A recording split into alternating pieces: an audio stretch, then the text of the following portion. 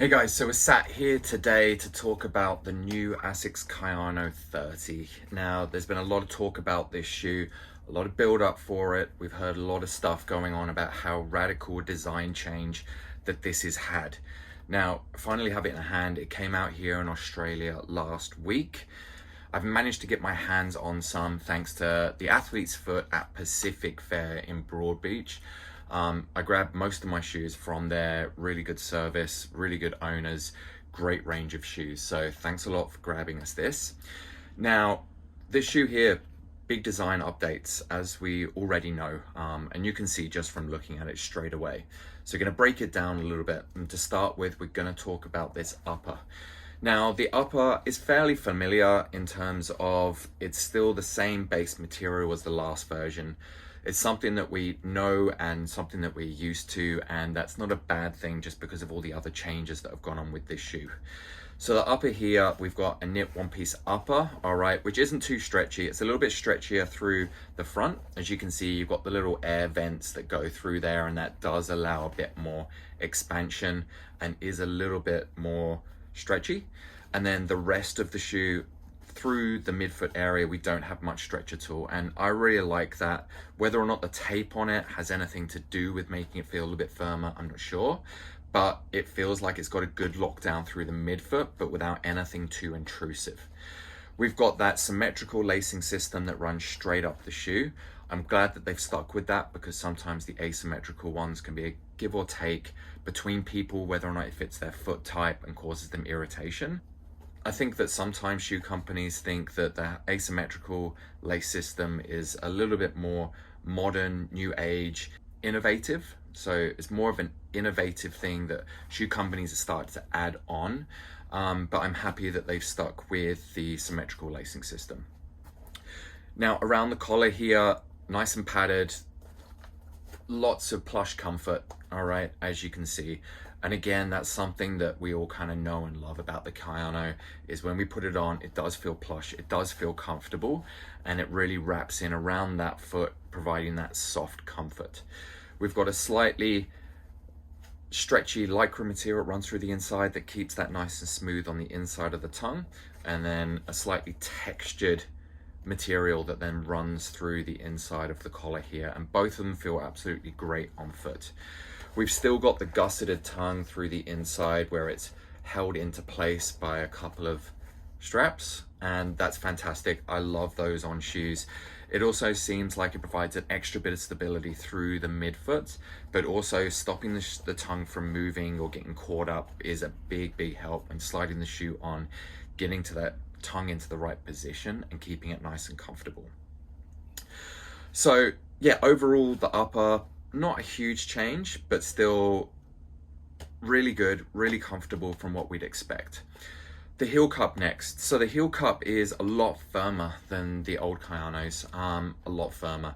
And from the history of the Kayanos, we've had lots of different variations with heel cups. As you can see, you've still got the outline of where the old heel cups used to be, on the outside in that plastic material, but now we're back to more traditional plastic heel cup on the inside. Now, the reason they probably done this on the inside is because the heel cup sits deep into the foam, so they can't have an external one that sits in the foam. It has to be something that the foam can wrap around, and that provides that extra stability where it does sit very deep within the foam. So although the stack height looks really high, we're probably down to about there in terms of where the foot actually sits, which is really nice, provides that guidance. One thing that I'm really disappointed with, and I still am with Asics, is the use of their Ortholite insoles. Ortholite's known for being very soft, plush, comfortable, and has a great first feeling, but it is a cheap material, and it's cheap for a reason. It's an open cell based foam, which means that it absorbs water, but it also means that it compresses quickly. The durability of Ortholite is not good.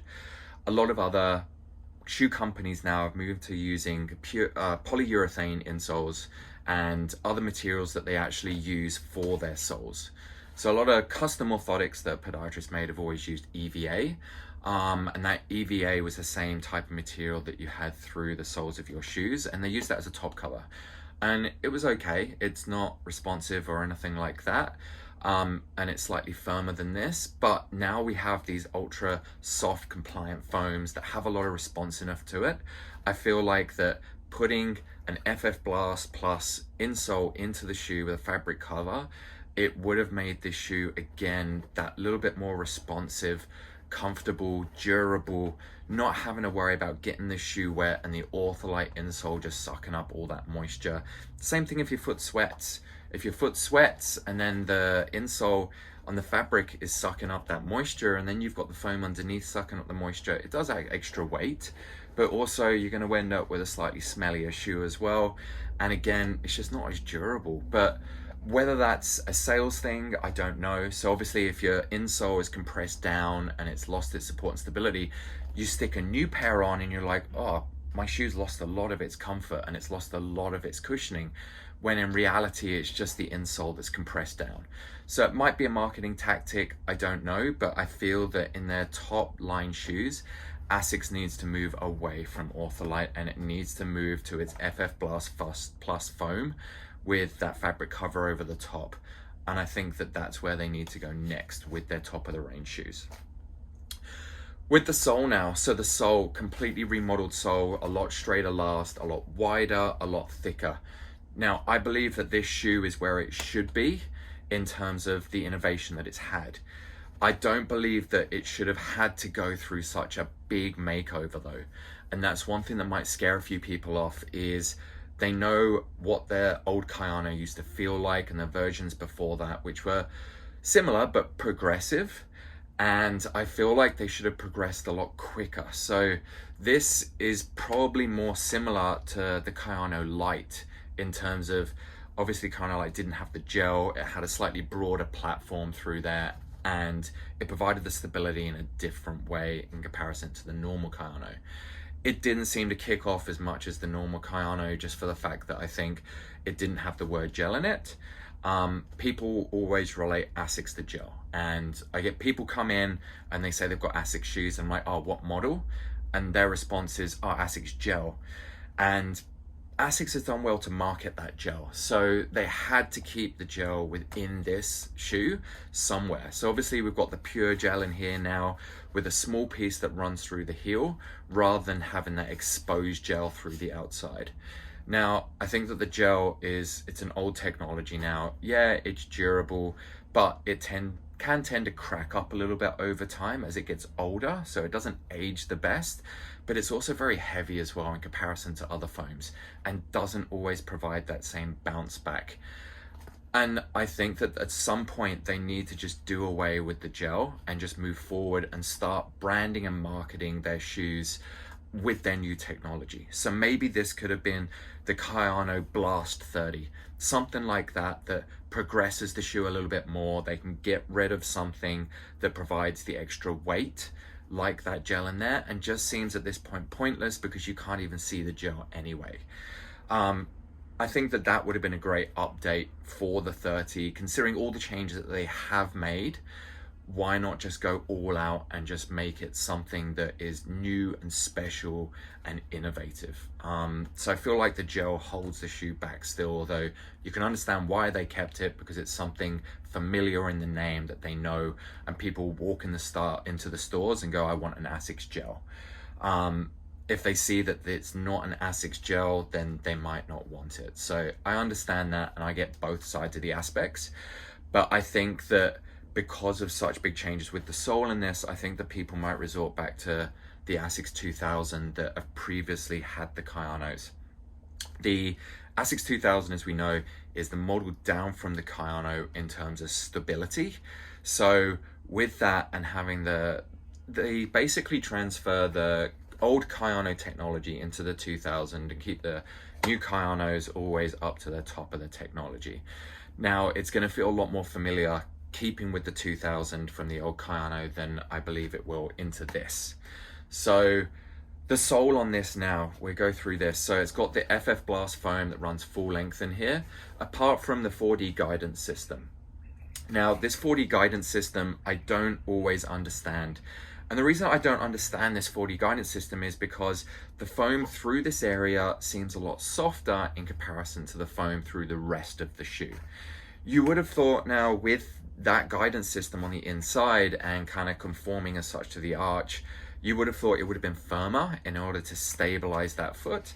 And I'm not really sure why they went with a softer foam that runs through the inside there. But again, I'm sure the Asics geeks know about all of this stuff and there has to be a reason why, but it would be great to know why they have used a softer foam through there than the old harder foam. So as we know with the old Kayanos, they used to have dynamic Duramax, and those sorts of ultra density foams and different foams that run through the inside of the shoe that try and control the amount of pronation through there. So where they used to have that speckled and labeled as dynamic Duramax, you could definitely see the foam through the inside, and that would let you know that the Kayano is a different shoe to the Nimbus, for example, because you can go, okay, there's different foams through the inside. It's through the inside. It's going to stop my foot from rolling in as much. So I believe that they had to put something still with a different colored foam through the inside and put a name on it as well, in order for people to relate the difference between the Kayano and the Nimbus. So they kept something that's fairly familiar, but with a different look and a different vibe to it. So I totally understand why they've done this and put this here, but at the same time, I'm not entirely sure why the foam is softer. So if anyone knows, reach out. It would be good to know why they have gone and done that. Now, as we spoke about before, and a few of the shoes are doing this now, you can kind of see that the foam goes up through the anterior calcaneus. All right, and a lot of shoe brands are doing this, and they've got the same effect where they kind of spike up and come down, and it's to control that foot. And this is what I really like about new shoes that are coming out, is it's more of a, well, they call it holistic, I guess, guidance systems, where it is more of a guidance rather than a correction. And I'm a big believer in that in terms of custom orthotics and orthotics as well, is that an orthotic should not block the foot from its natural motion. An orthotic should guide the foot to reduce overuse, or if you've got injuries, it wants to reduce the overuse and overload on those areas. But we don't want to block the foot to do that. And where we used to have the double density foams that would compress, so the softer foams would compress on the outside a lot quicker because they were softer in comparison to the old foams through the inside, which would mean the more that you wore the shoe and the longer the shoe was worn for and the aged, the more kind of laterally biased the shoe would get over time.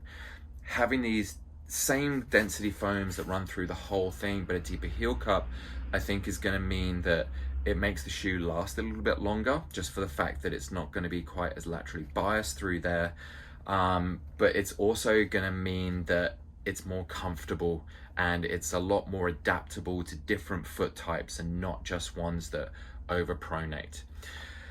Now, one thing that I really don't like about this shoe, and it's really noticeable the first time that you put it on, is this lateral border through the outside. And I don't know if you can see, but this lateral column through the outside, it's got a lot thicker foam, but it sticks out a lot further than the inside. Now, what that does is when you are walking in it, and there will be a lot of people that buy this shoe to walk in, because the shoe has always been known as a good shoe for walkers and for runners, but you really notice that coming down, and it's the first point that hits. It feels almost intrusive through this area. And that intrusiveness, it doesn't feel quite right. Now, if you're a runner and you're landing on this midfoot, you can't feel it and it's absolutely fine.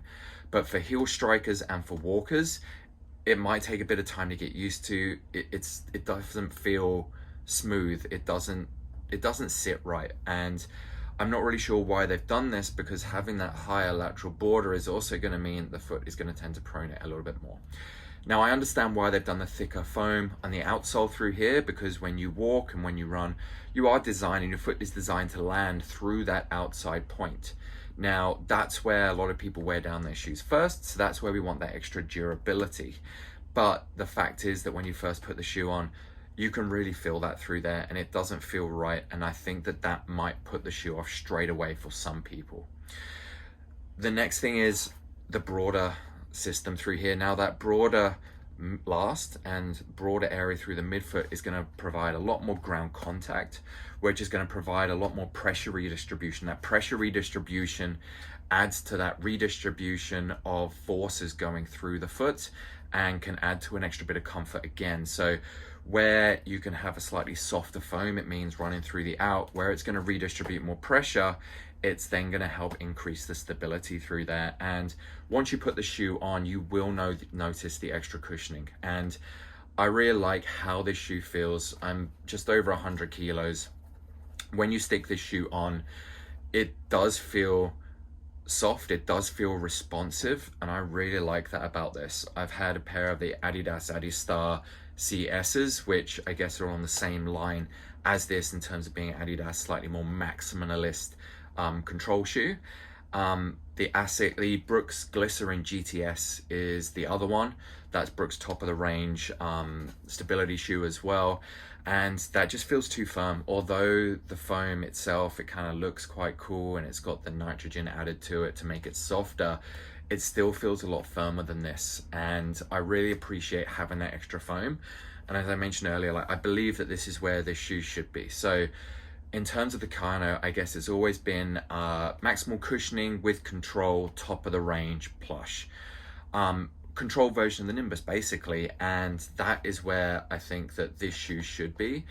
But as we said before, I believe that it should have gone into a smoother transition into this because of those big changes. And I think that a lot of people might be put off by this, and especially women who do like a slightly smaller shoe, and those ones that buy them to walk in and just want a slightly fashionable shoe to walk down to the coffee shop in. I don't think that this is going to be the shoe that they like and appreciate because of those big changes and biggest differences. The flexibility of it, now it is a lot less flexible than it used to be. That forefoot through there, Asics do really well firming up those forefoots without putting plates through it. So we've got the Asics Glide Ride, for example, that have foam through it, don't have any plates, but the forefoot rocker still is quite stiff, and I like that stiffness through the front, and especially where we do have quite a big toe spring coming up, it means that we can have an extra bit of cushioning underneath the ball of the foot through there. The less cushioning we've got, the more flexible it's going to be, but to cater for that, we've got that extra toe spring that comes up. The midfoot, again, we've got no plastic gussets or anything running through this now like the old shoes used to, but it's not flexible at all, and that creates an awful lot of stability within the shoe. We can't twist that, there's not much torsion in it whatsoever, and again, that creates a really stable ride that kind of has us going from heel to toe, transitioning really well, really smoothly. So overall, this shoe here, I think that this is where the Kayano should be. I think that it should have had a smoother transition into that, but I think that people who do run will like this shoe and appreciate it a lot more. I think that people that walk might possibly go down to the Asics 2000, so this lower model within this section and sector. Just because it's going to have a more of a familiar feeling. You haven't got the bulging outsole that comes through that lateral border. To walk in, it might be a little bit more comfortable. So yeah, look, overall, this shoe is good. The one thing that I forgot to mention was the weight. So this is a size 11.5, comes in at 360 grams, which is a little bit heavy, but again, it doesn't feel heavy when you are running, which is great, like some other shoes can do. Because of that responsiveness, it feels okay despite being at that weight. So I think the changes that they could make next time, as you said, like if they can bring the weight down, that would be great. I think they should just get away with the gel completely and just try and progress the brand with new technology. And I also think that they need to stop the protrusiveness of this lateral part of the heel so that it has got a smoother transition from the heel to the midfoot. The rest of the transition is great, but that heel to the midfoot, it doesn't feel quite right. So overall, I'm going to give this around about an 8.5 out of 10. Those extra points, as I mentioned before, I think would be great addition to the next Kayano print. I'd like to thank Athlete's Foot again at Pacific Fair for letting me try these shoes out. Thanks for watching. I'll see you soon.